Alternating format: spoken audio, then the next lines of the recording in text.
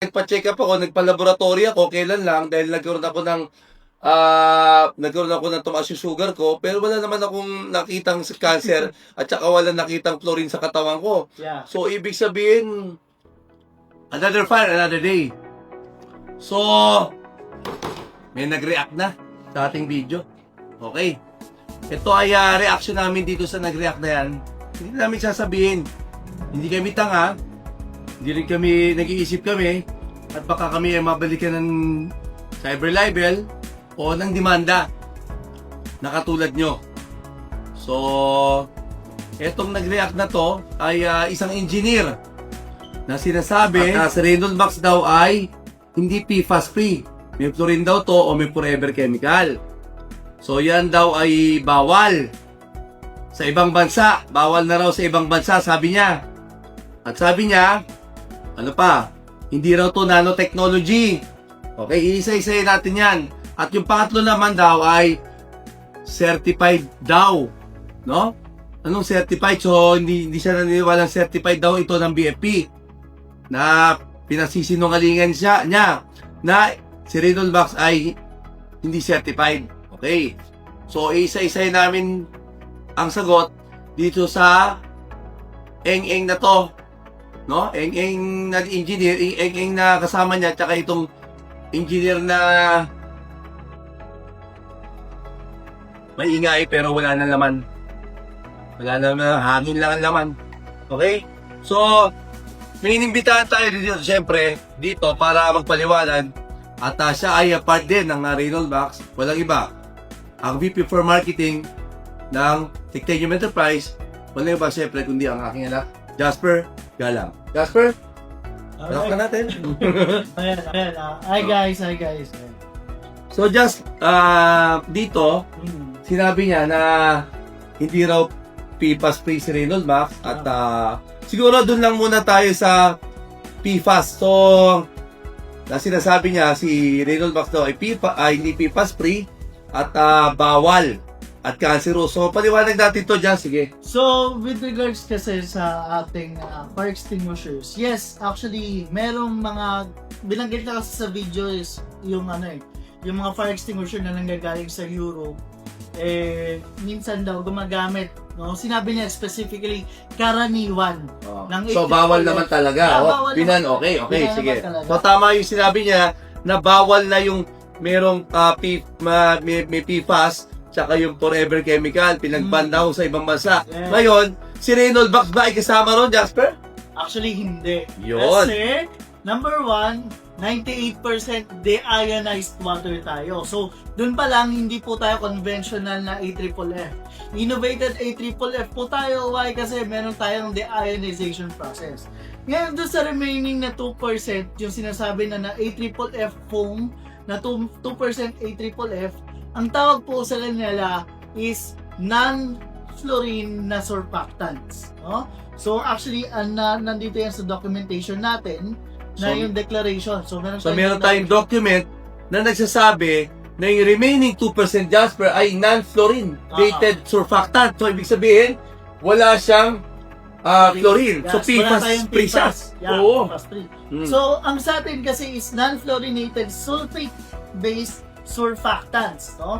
So, kasama dyan ang ating sodium, ethoxylated sodium sulfate, and also, pati na rin yung ating SLES, no? Okay. Ang ating, So sabi niya kasi dyan, bawal daw itong gamitin sa demo at saka ito raw ay cancerous. yeah.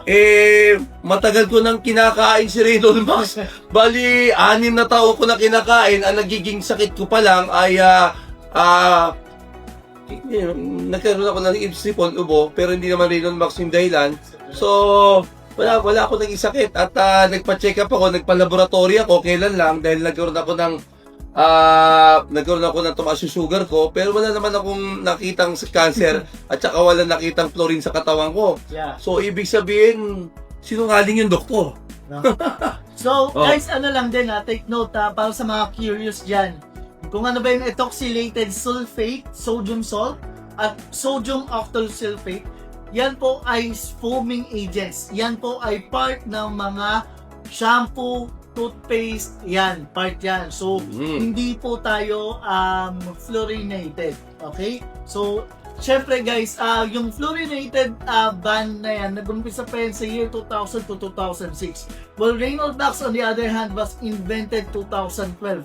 So, dun pa lang, it's a simple indication na iniiwasan talaga ni Reynolds Wax yung mga bawal. Kasi nga, tayo yung bagong fire extinguisher. Tsaka, ito ay certified ng MPA Dresden at iba Yes. pang mga certifying body sa Europe na talagang ito ay pumasa, no? At ito ay safe, human safe. Yes. Ngayon, so napaliwanag ni Jasper, no? Una talaga si Reynolds Wax ay PFAS free, no? At tayo kayong suporta ng dokumento niyan. Ngayon, meron siya sinasabi na si Reynolds Wax daw ay hindi raw nanotechnology. Yeah. Ngayon, walang certificate naman siguro nga magpapatunay talaga na hindi regarding sa nanotechnology, no? Pero siguro, ang pag-usapan na lang natin dito ay this is 3 times stronger, no? Ibig sabihin, si 10 pounds, tatlo nun, pero ito lang siya. Okay, yung 50 pounds, ang katumbas namin, 50 pounds ito eh. So, ito lang, hawak-hawak ko si 50 pounds. Ano tawag ko dito? Small technology? Ano ba tawag dyan? Nano. Di ba? Nanotechnology. Bagong technology na may liit. Ito nano. No, o baka yung utak niya ang nano. No. Ngayon, ito ngayon ang tanong. Pinagmamalaki mo ba yung fire extinguisher mo? Ganito. Subukan mo kainin. Yan, kainin mo, pagsubukan mo kung makakain mo. No? Yan siguro. Kasi matagal ko na kinakain si Reynolds Wax eh. Medyo maganda rin sa kutis. Ngayon, ano pa? Kung yan, pagdating naman sa nanotechnology, yung nakita mo, yung pinagmamalaki mong fire extinguisher, subukan mong ibulsa. Ayan. Subukan mong ibulsa. Pag yan, nagkasya sa bulsa mo, ayan, nanotechnology siguro talaga yan, no? Yan. Pag hindi kasya sa bulsa, talaga namang, nako, walang laman. Walang laman. Ngayon, okay, ang huli ay isa pa, regarding sa certificate daw ng BFP. Okay. Ipa-flash din sa inyo sa TV sa aming screen ni Jasper. Yung mga certificate na yan. Duly certified tayo mula pa noong 2019. 2019 hanggang 2022, tayo ay certified at marami pang certificate. Maghintay lang kayo. Masa-certify pa tayo. Ngayon, maghanap ka ng certificate mo kung meron ka. Kami meron. Ha? Brand mismo yan, ha? Reynolds Wax mismo yan. Certified yan, no? Reynolds Wax, ha? Kaya, yung sinasabi mong certificate daw, ito na, pinatunayan ko sa'yo. So, puro ka kasinungalingan. So, paano pa maniniwala yung tao sa'yo? Ito pa malupit. O yan, cancerous, oh. Oh. Yan, abangan mo bukas. May cancer na ako. Reynolds Wax, stronger than fire.